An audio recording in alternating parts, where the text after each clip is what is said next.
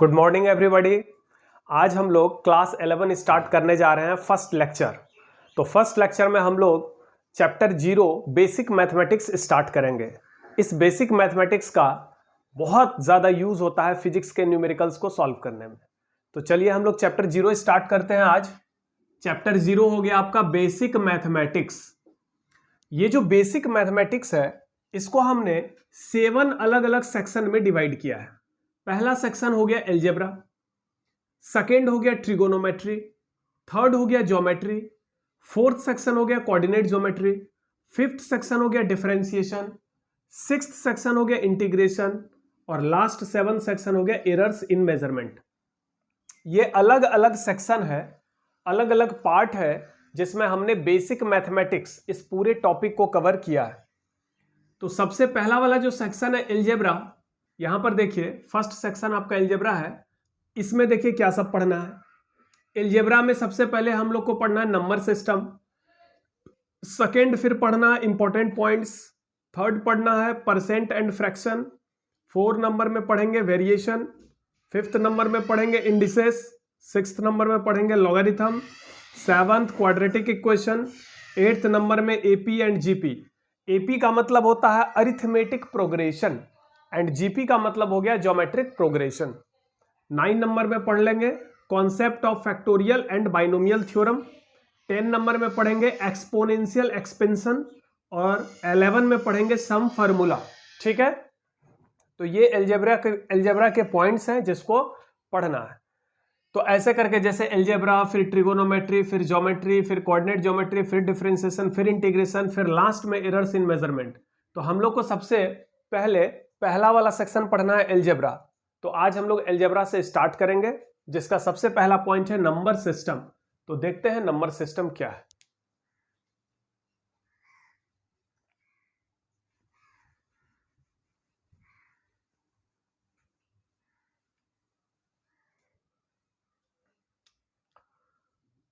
First point हो गया आपका नंबर सिस्टम। नंबर सिस्टम यानी संख्या पद्धति। नंबर सिस्टम को हिंदी में कहा गया संख्या पद्धति। तो देखिए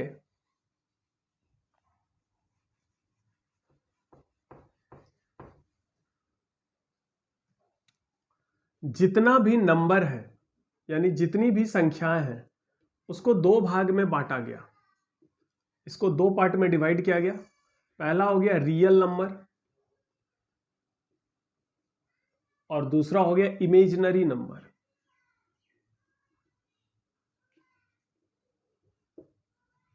रियल नंबर को कहते हैं वास्तविक संख्या, इमेजिनरी नंबर को कहते हैं काल्पनिक संख्या। वास्तविक संख्या वैसा संख्या होता है जो नंबर लाइन पर हम लोग रिप्रेजेंट जिसको कर सकते हैं, यानी जितना भी संख्या, जितना भी नंबर लाइन पर हम लोग देखते हैं या लेते हैं उसको हम रियल नंबर कहते हैं। रियल नंबर क्या हो गया? All numbers taken on number line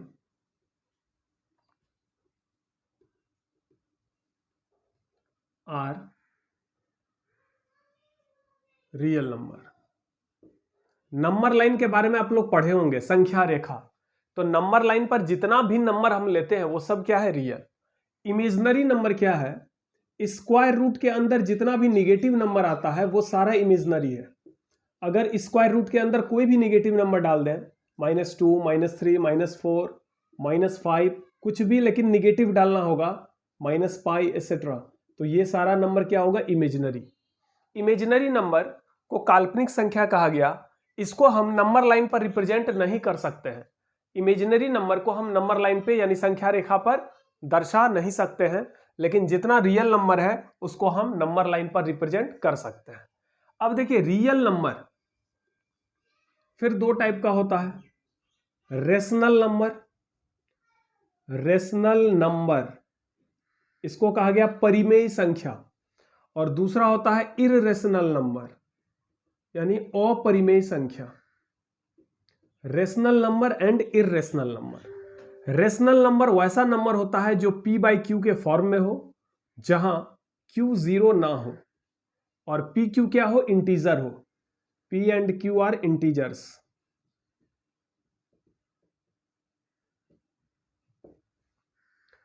rational number फिर दो पार्ट में जाके बट गया, एक हो गया इंटीजर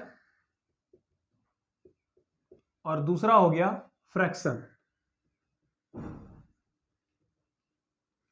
इंटीजर में आपका आ गया -4, -3, -2, -1, 0, 1, 2, 3, 4 डॉट डॉट। फ्रैक्शन में आपका आ गया 2/3, 6/11, 1/9, 5/4 एसेट्रा।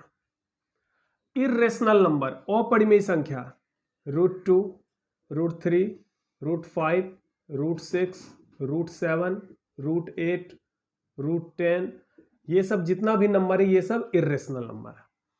अब हम बारी बारी से सारे नंबर को समझते हैं। देखिए इंटीजर में क्या सब आता है। सबसे पहले ये 0 आ गया। इधर 0 के राइट साइड जितना नंबर देख रहे हैं 1, 2, 3, 4, ये सारा नंबर क्या है, पॉजिटिव इंटीजर है। और इधर 0 के लेफ्ट साइड जो देख रहे हैं ये सारा निगेटिव इंटीजर है। तो इंटीजर जब भी हम बोलेंगे तो इंटीजर में कौन कौन सा नंबर आ गया, 0 आ गया, इधर का सारा पॉजिटिव इंटीजर आ गया 1, 2, 3, 4, 5। और एक इंपॉर्टेंट चीज यहां पर ध्यान दीजिएगा, 0 और 1 के बीच में बहुत सारा डेसिमल वाला नंबर होता है, जैसे 0.1, 0.2, या फिर 1 और 2 के बीच में बहुत सारा डेसिमल वाला नंबर होता है 1.1, 1.2, 1.3। तो इस तरह का डेसिमल वाला नंबर इसमें हम लोग नहीं लेते हैं। इंटीजर में हमेशा हम लोग कंप्लीट नंबर लेते हैं, जैसे 1, 2, 3, 4, ये सब कंप्लीट नंबर आएगा। इधर निगेटिव इंटीजर में आ गया -1, -2, -3, -4, -5, -6, ऐसे चलते जाएगा। फ्रैक्शन में देखिए इस तरह का नंबर आएगा 2/3, 6/11, 1/9, जो रेशियो के फॉर्म में हो। ठीक है, इस तरह का नंबर क्या कहलाता है, फ्रैक्शन।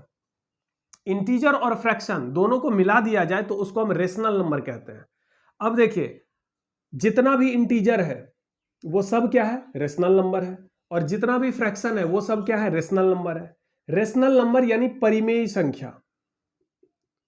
परिमेय संख्या किसे कहेंगे, तो वैसा संख्या जिसका फॉर्म कैसा हो, p/q के फॉर्म में हो, जहां नीचे q 0 ना हो और pq क्या हो, इंटीजर हो।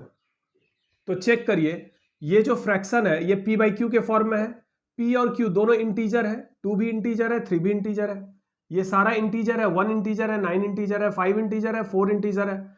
p/q के फॉर्म में हो, pq इंटीजर हो, और नीचे जो q है यानी डेनोमिनेटर, ऊपर को हम न्यूमरेटर कहते हैं अंश, और नीचे वाले को डेनोमिनेटर यानी हर कहते हैं। तो यहां पर जो डेनोमिनेटर है यानी q है, वो q क्या होना चाहिए, 0 नहीं होना चाहिए। तो किसी नंबर में 0 नहीं है। यहां पर देखो ये 2 है, 2 को हम लिख सकते हैं 2/1, 3 को लिख सकते हैं 3/1। तो देखो तो ये p/q के फॉर्म में है कि नहीं, ये दोनों इंटीजर है और नीचे 0 नहीं है, इसका मतलब ये जितना भी इंटीजर है ये सब रेशनल नंबर है। अब सवाल है रेशनल नंबर तो हो गया इस फॉर्म में, इर्रेशनल नंबर किसको कहते हैं। इर्रेशनल नंबर वैसा नंबर होता है जो जिसका वैल्यू कंप्लीट नहीं आता, वो डेसिमल में आएगा। इर्रेशनल नंबर का जो वैल्यू आता है वो डेसिमल में आएगा और वो कंप्लीट वैल्यू नहीं आता है। जैसे √2 है, √2 का वैल्यू पूरा नहीं आएगा। इधर आप देख सकते हैं √1 का वैल्यू क्या होता है, 1, √4 का वैल्यू क्या होता है, 2, √9 का वैल्यू क्या होता है, 3। तो √1, √4, √9, फिर √16 का वैल्यू कितना हो जाएगा, 4। ये सब क्या है, स्क्वायर रूट से बाहर निकल रहा है कंप्लीट फॉर्म में। यहां पर देखिए 1, √1 के बाद क्या आएगा, √2। √2 का वैल्यू आप जानते हैं होता 1.414, चलते रहता है, ये खत्म नहीं होता, इसलिए ये √2 कैसा है, इर्रेशनल नंबर। √3 इर्रेशनल नंबर है, लेकिन √4 का वैल्यू कितना आएगा, 2 आएगा, इसलिए ये रेशनल है। √5 इर्रेशनल, √6, √7, √8, फिर √9 जो होगा इसका वैल्यू 3 आता है, तो √9 क्या हो गया आपका, √9 हो गया 3 यानी रेशनल नंबर। √9 उसका √10, √11, √12, 13, 14, √15 तक क्या हो जाएगा, इर्रेशनल। लेकिन √16 जो होगा जिसका वैल्यू कंप्लीट कितना आ गया, 4, वो क्या हो जाएगा, रेशनल। इस तरीके से ये इर्रेशनल नंबर होता है। इर्रेशनल नंबर का जो वैल्यू होता है, √2 का वैल्यू देखो या √3 का या √5 का, इसका वैल्यू डेसिमल के बाद चलते रहता है, खत्म नहीं होता है। ठीक है, और ये रेशनल नंबर जो होता है ये p/q के फॉर्म में होता है। तो ये आपका हो गया नंबर सिस्टम। अब इसमें सवाल है होल नंबर और नेचुरल नंबर कहां रह गया। होल नंबर, देखिए होल नंबर क्या होता है, जीरो से लेकर इधर जितना भी नंबर है वो सब होल नंबर है। तो होल नंबर किसको कहेंगे, 0 1 2 3 4 5 6 7 8, ये सारा होल नंबर है, जिसको हिंदी में हम पूर्ण संख्या कहते हैं। नेचुरल नंबर कहां से स्टार्ट हो गया, 1 से, 1 2 3 4 ये सारा नेचुरल नंबर है, जिसको क्या कहेंगे, प्राकृतिक संख्या। तो इसको भी आप नोट करेंगे।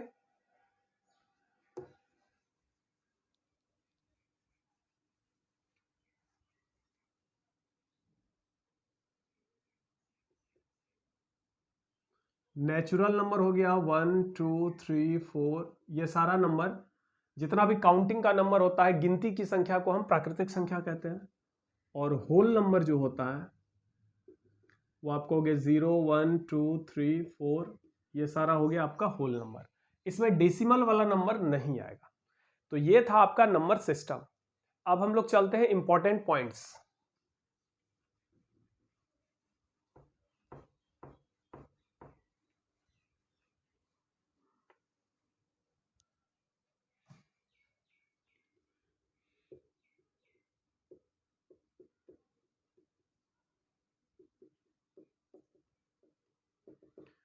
इंपॉर्टेंट पॉइंट्स में देखिए, पहला इक्वेशन सॉल्विंग।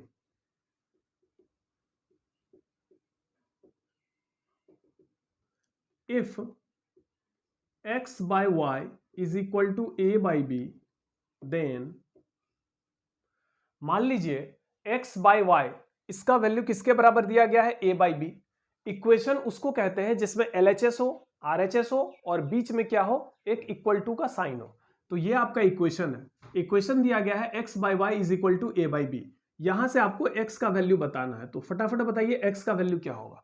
बहुत बच्चे कंफ्यूज होते हैं, लेकिन इसको आप डायरेक्ट निकाल सकते हैं। x इज इक्वल टू क्या लिखेंगे, यहां से y को हटाया जाए, y जाएगा कहां, ऊपर, तो हो जाएगा x इज इक्वल टू, जैसे यहां से y को हटाएंगे तो यहां क्या बचेगा, x, तो यहां हो जाएगा a into y by b. तो x is equal to a into y by b. चलिए, ये x का वैल्यू मिल गया। उसी तरीके से y का वैल्यू बता दो। y का वैल्यू कैसे निकालेंगे, तो यहां से पहले क्रॉस मल्टीप्लाई करिए। क्रॉस मल्टीप्लाई करेंगे तो क्या आ जाएगा, x into B, x into B is equal to Y into A, ऐसे करके आएगा। फिर y का वैल्यू क्या हो जाएगा, x इंटू बी, इस a को यहां से हटाकर इसके नीचे डाल देंगे, तो y का वैल्यू आ जाएगा x इंटू बी बाई ए। इसको आपको डायरेक्ट करना है, इसमें आपको टाइम नहीं लगाना है। जैसे अगर पूछा जाए x का वैल्यू तो a into y by b, y का वैल्यू पूछा जाए तो y का वैल्यू कैसे निकालेंगे, इधर से b इंटू एक्स, और a नीचे जाएगा, y चला जाएगा ऊपर। y को लाना है इधर, a को लाना है नीचे। जैसे y इधर जाएगा तो a कहां आ जाएगा, नीचे, और b कहां चला जाएगा, इधर, तो b इंटू एक्स बाई ए हो जाएगा। इसी तरह अगर a का वैल्यू पूछा जाए तो a का वैल्यू हो जाएगा b into x by Y,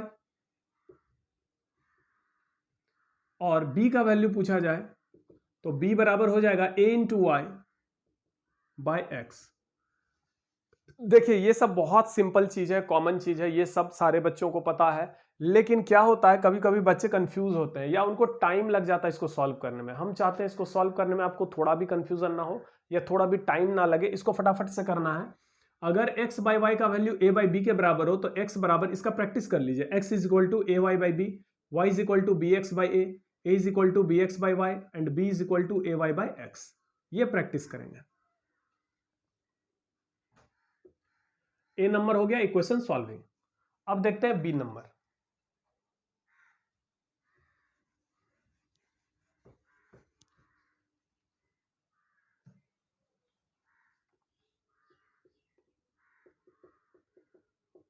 division of a fraction by a fraction. Fraction को फ्रैक्शन से कैसे डिवाइड करेंगे, मान लो एक फ्रैक्शन है a बाई बी, इसको डिवाइड करना है एक दूसरा फ्रैक्शन है c बाई डी से। ऊपर भी फ्रैक्शन है a बाई बी, जैसे 2/7 3/4 कुछ भी, और नीचे भी फ्रैक्शन है c बाई डी। इसको डिवाइड करना है तो इसको हम लोग ऐसे करते हैं, a बाई बी, ये c बाई डी ऊपर जाकर रिवर्स होगा, पलट जाएगा, तो ये d बाई सी हो जाएगा।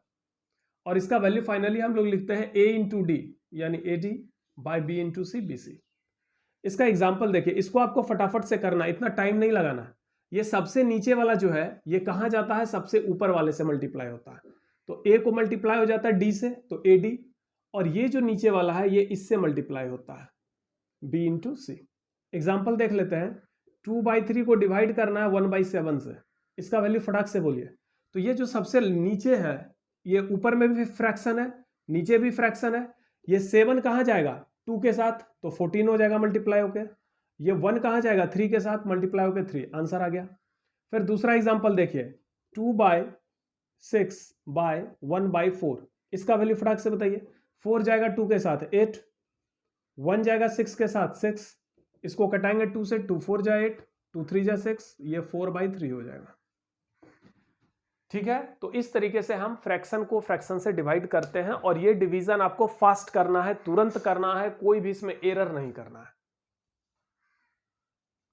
सी नंबर देखिए,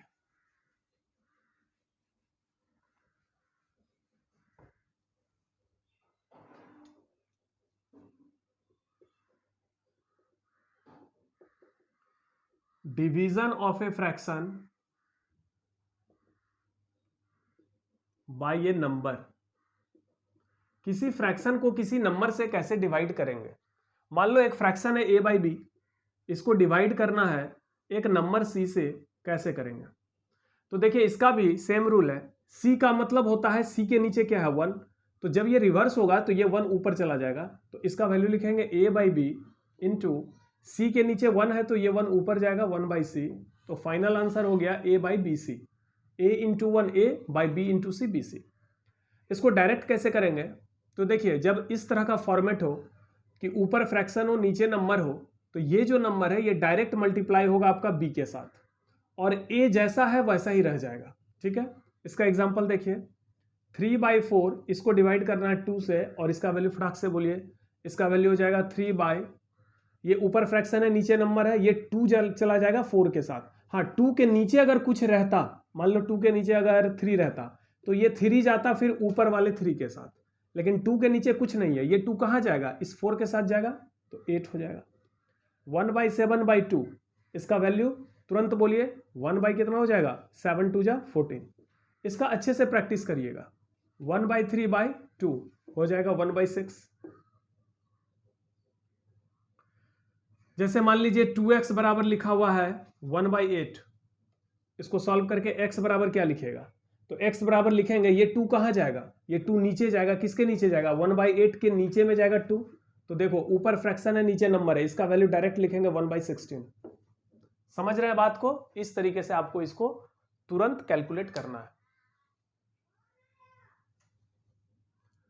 डी नंबर में देखिए,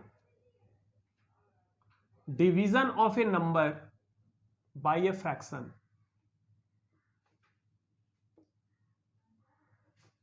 हम नंबर को फ्रैक्शन से कैसे डिवाइड करते हैं, यानी ऊपर नंबर होगा हमारा, नीचे फ्रैक्शन होगा। ऊपर एक नंबर लेते हैं a, नीचे फ्रैक्शन लेते हैं b/c, इसको कैसे डिवाइड करेंगे। तो इस स्थिति में क्या करेंगे, a इंटू, ये रिवर्स होगा c/b, तो आंसर होगा ac/b। एकदम आसान है, c चला जाएगा ऊपर a के साथ, b रह जाएगा नीचे। एग्जाम्पल देखो, ये नंबर 2 है, इसको डिवाइड करना है 1/3 इस फ्रैक्शन से, ऊपर नंबर है नीचे फ्रैक्शन है, तो इसका आंसर हो जाएगा 2 जाएगा 3 के साथ 6, नीचे रह जाएगा 1।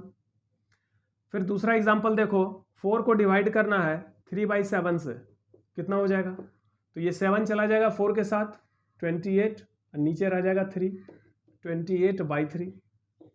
इस तरीके से इसको डिवाइड करना है।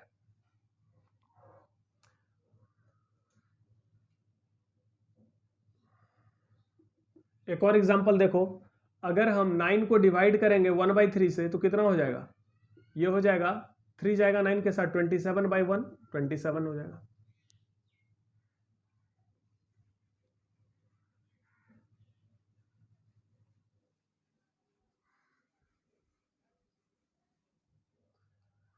तो चलिए आज के लिए इतना ही, अभी और आगे कंटिन्यू करेंगे, और आप लोग इसको अच्छे से एक जगह फेयर कॉपी बनाकर लिखिएगा, सारे पार्ट को अच्छे से समझते हुए लिखिएगा। ये मैथमेटिक्स आपको कुछ पार्ट तो आपको पहले से आ रहा है, लेकिन कुछ पार्ट आपके लिए काफ़ी नया होगा।